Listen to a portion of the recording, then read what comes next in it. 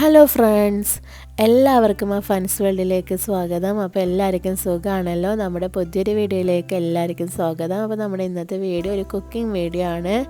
നമുക്ക് വളരെ എളുപ്പത്തിൽ ഒരു മട്ടൻ ബിരിയാണി തയ്യാറാക്കിയാലോ.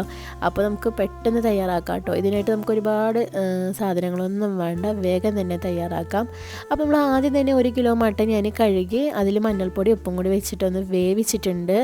അത് വെന്ത് വരുന്ന ഒരു ടൈം കൊണ്ട് നമുക്ക് മസാല തയ്യാറാക്കാം. ഒരു പാനിലേക്ക് നമുക്ക് കുറച്ച് ഓയിൽ ഒഴിച്ച് കൊടുക്കാം.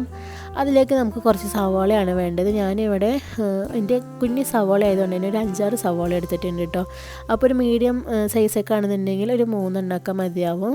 പിന്നെ ഓരോരുത്തരുടെ മസാലയ്ക്ക് ആവശ്യാനുസരണം കൂട്ടുകയൊക്കെ ചെയ്യാം. ഇനി ഞാനിതിലേക്ക് 1 സ്പൂണോളം ഇഞ്ചി ചതച്ചത്, അതുപോലെ തന്നെ 1 സ്പൂണോളം നമ്മുടെ ചെറിയുള്ളി നല്ലോണം പേസ്റ്റ് ആക്കിയതാണ്.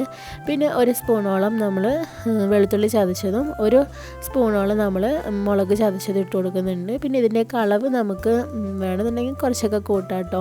മസാലയൊക്കെ നമ്മുടെ ഇഷ്ടാനുസരണം നമുക്ക് കൂട്ടും കുറയ്ക്കൊക്കെ ചെയ്യാം.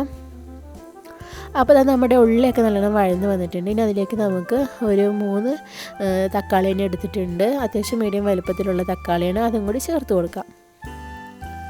അപ്പോൾ ഇതൊക്കെ നല്ലതുപോലെ ഇളക്കി കൊടുക്കാം. ഈ ടൈമിൽ നമുക്ക് കുറച്ച് മല്ലിയില ചെറുതായിട്ട് നുറുക്കിയതാണ്, അതിട്ട് കൊടുക്കാം. അതിൻ്റെ കൂടെ തന്നെ കുറച്ച് പുതിനയിലയും കൂടി ഇട്ട് കൊടുക്കാം. ഒരു കൈപ്പിടിയാണ് കേട്ടോ. അതിൻ്റെ കൂടെ തന്നെ നമ്മൾ കുറച്ച് കറിവേപ്പിലയും കൂടി ഇട്ട് കൊടുത്തിട്ടുണ്ട്. ഇതെല്ലാതും കൂടി നല്ലതുപോലെ നമുക്കൊന്ന് മിക്സാക്കി കൊടുക്കാം. ഇനി ഇതിലേക്ക് ഞാനൊരു 1/2 സ്പൂണോളം മഞ്ഞൾപ്പൊടി ചേർത്ത് കൊടുക്കുന്നുണ്ട്. പിന്നെ 1 ടേബിൾ സ്പൂണോളം മല്ലിപ്പൊടി, പിന്നെ നമ്മുടെ എരിവിന് ആവശ്യത്തിനുള്ള മുളക് പൊടി, പിന്നെ ഇതിലേക്ക് മട്ടൻ മസാലയാണ് ചേർത്ത് കൊടുക്കുന്നത്. അത് ഞാനൊരു 4-5 ടേബിൾ സ്പൂണോളം ചേർത്ത് കൊടുത്തിട്ടുണ്ട്. ഇനി നമുക്കിത് നല്ലതുപോലെ ഒന്ന് മിക്സാക്കി എടുക്കുകയാണ് വേണ്ടത്. അപ്പോൾ നമ്മുടെ മസാലയൊക്കെ ഏകദേശം ആവുന്നുണ്ട്. ഇനി ഇതാണ് കേട്ടോ നമ്മുടെ നല്ല ടേസ്റ്റി ആയിട്ടുള്ളൊരു ഇതാണ് എന്ന് വെച്ചാൽ അണ്ടിപ്പരിപ്പും തൈരും പാടെ ഇട്ടിട്ടൊന്ന് അരച്ചെടുത്തതാണ് കേട്ടോ. ആ ഒരു അരപ്പ് നമ്മളിതിലേക്ക് ആഡ് ചെയ്ത് കൊടുക്കണമെന്നുണ്ടെങ്കിൽ നല്ല ടേസ്റ്റി ആയിരിക്കും. അപ്പോൾ ഇതാ നമ്മുടെ മസാല ഏകദേശം ആയിട്ടുണ്ട് കേട്ടോ. ഇനി ഇതിലേക്ക് നമ്മൾ കുറച്ച് തൈരും കൂടി ചേർത്ത് കൊടുക്കുന്നുണ്ട്. ഈ ഒരു അളവിനാണ് കേട്ടോ നമ്മൾ തൈര് ചേർത്ത് കൊടുക്കുന്നത്. അപ്പോൾ നമുക്കൊരു 4 ടേബിൾ സ്പൂണോളം തൈര് നമ്മളിതിലെടുത്തിട്ടുണ്ട്, അതും കൂടി ചേർത്ത് കൊടുക്കാം. അപ്പോൾ സ്പൂണല്ല കേട്ടോ, ടേബിൾ സ്പൂണാണ്. അപ്പോൾ അതും കൂടി കൊടുത്തതിന് ശേഷം ആവശ്യത്തിന് ഉപ്പും കൂടി ഇട്ട് കൊടുക്കാം. അപ്പോൾ ഇതാ നമ്മുടെ മസാല ഇവിടെ റെഡി ആയിട്ടുണ്ട്. ഇനി നമ്മൾ വേവിച്ച് വെച്ചിരിക്കുന്ന മട്ടൻ ഇതിലേക്ക് ചേർത്ത് കൊടുക്കാം കേട്ടോ. അപ്പോൾ മട്ടൻ വേവിക്കുന്ന സമയത്ത് നമ്മൾ വെള്ളമൊന്നും ഒഴിച്ചിട്ടുണ്ടായിരുന്നില്ല. അപ്പോൾ ഇത് മട്ടനിലുള്ള വെള്ളമാണ്, അത് അങ്ങനെ തന്നെ ഞാൻ ഈ മസാലയിലേക്ക് ഇട്ട് കൊടുക്കുന്നുണ്ട്. ഇനി ഇത് നല്ലതുപോലെ ഒന്ന് വറ്റി വരണം. അതുവരെ ഈ മസാലയും മട്ടനും പാടെ നല്ലതുപോലെ മിക്സ് ആക്കിയിട്ട് ഒന്ന് അടച്ച് വെച്ചിട്ട് നമുക്കൊന്ന് വേവിച്ചെടുക്കാം.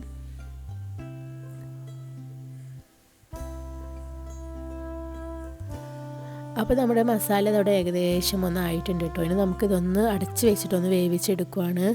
അപ്പോൾ അത് നല്ലതുപോലെ തിളയൊക്കെ വന്നിട്ടുണ്ട്, അത്യാവശ്യം വറ്റി വന്നിട്ടുണ്ട്. ഇനി നമുക്കൊന്നും കൂടി ഇതൊന്ന് മിക്സ് ആക്കിയിട്ട് നമുക്കിത് മാറ്റി വെക്കാം.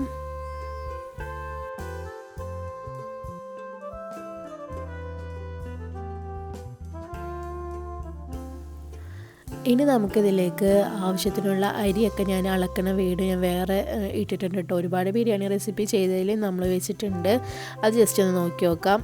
ഇപ്പോൾ നമുക്ക് ഇനി നെയ്ച്ചോറ് ഉണ്ടാക്കണം. അപ്പോൾ അതിനായിട്ട് നമ്മളിവിടെ നെയ്യാണ് എടുത്തിരിക്കുന്നത്. അപ്പോൾ അതിലേക്കൊരു 2 ടേബിൾ സ്പൂണോളം നെയ്യ് നമ്മൾ ആഡ് ചെയ്ത് കൊടുക്കുന്നുണ്ട്.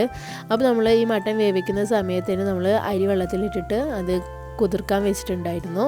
പിന്നെ ഇതിലേക്ക് നമുക്ക് പട്ട, ഏലക്ക, കറാമ്പൂ അങ്ങനത്തെ സ്പൈസസ് ഒക്കെ ഇട്ട് കൊടുക്കാം. അപ്പോൾ അതൊക്കെ ഇട്ട് കൊടുത്തിട്ടുണ്ട്.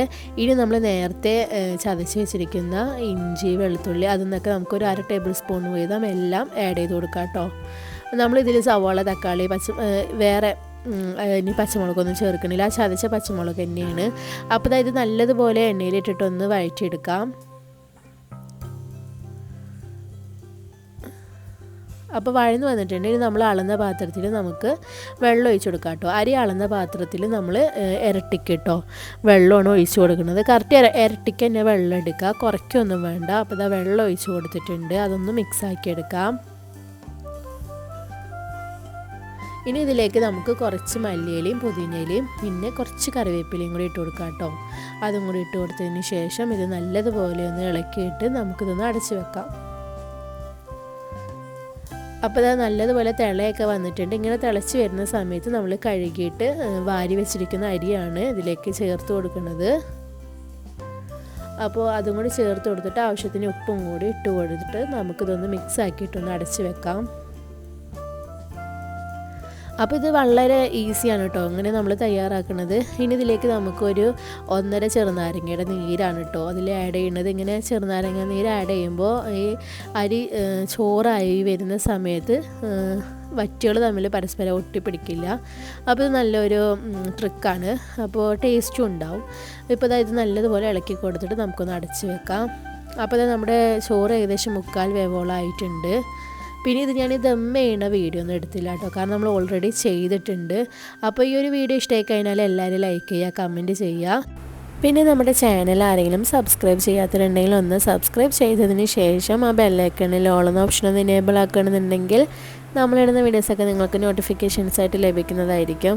അപ്പോൾ വീഡിയോ കണ്ട എല്ലാ ഫ്രണ്ട്സിനും താങ്ക്സ്. പിന്നെ നമ്മൾ ഈ വോയിസ് കൊടുക്കുന്നത് രാത്രിയാണ്. അപ്പോൾ മോള് കാരണമായിട്ട് ഇങ്ങനെ റൂമിൽ വന്നിട്ടും അതുപോലെ തന്നെ പുറത്തിരുന്നിട്ടൊക്കെയാണ് കേട്ടോ വോയിസ് കൊടുക്കുന്നത്. അതുകൊണ്ട് തന്നെ വോയിസ് ക്ലിയർ ആയിട്ടില്ല. അപ്പോൾ എല്ലാവരും അതൊന്ന് അഡ്ജസ്റ്റ് ചെയ്യുക. അപ്പോൾ നമുക്ക് അടുത്ത വീഡിയോ ആയിട്ട് വീണ്ടും കാണാം. Thanks for watching.